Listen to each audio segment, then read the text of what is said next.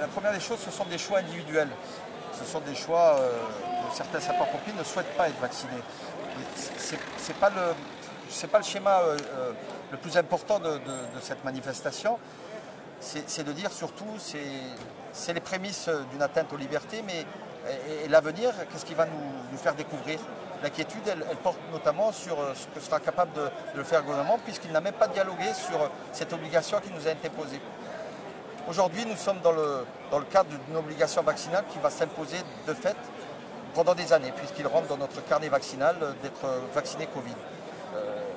Le souci, c'est qu'en plus de cette problématique, il y a une problématique majeure, c'est l'impossibilité pour nous de gérer l'ensemble des interventions, puisque nous avons supporté une baisse des effectifs en cette période estivale avec une augmentation de la population.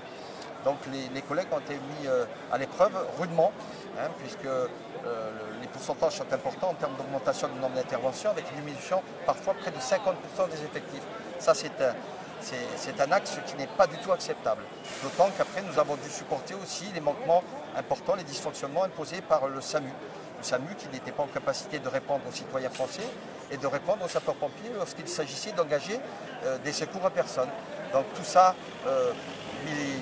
nous a mis à mal en cette période particulière, bien évidemment de crise sanitaire majeure, mais aussi d'augmentation de la sollicitation liée à l'augmentation de la population en période estivale. Est-ce que vous pensez que l'obligation vaccinale va faire déserter les pompiers? Alors peut-être pas les professionnels, mais en tout cas les sapeurs-pompiers volontaires qui sont indispensables. Est-ce qu'il va y en avoir moins parce qu'ils vont être obligés de se faire vacciner? Ça, je pense que notre administration sera en capacité de vous apporter des précisions. Le schéma obligatoire de la vaccination, je crois que maintenant il est rendu obligatoire par la loi. Donc c'est un temps qui va être discuté le 15 avec des collègues qui malheureusement vont certainement être ceux qui ont fait le choix de ne pas être vaccinés suspendus, sans rémunération. Et je crois que c'est là le plus grave. C'est des collègues qui ont donné pour le service public de secours et qui vont se retrouver parce qu'ils ont fait le choix de ne pas être vaccinés sans travail.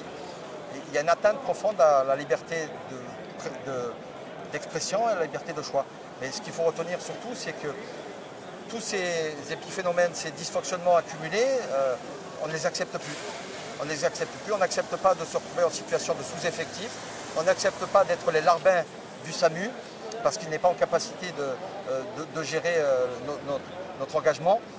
C'est ce qu'on dira aujourd'hui, c'est ce qu'on exprimera devant le préfet, parce qu'il y a des situations qu'on ne peut pas accepter.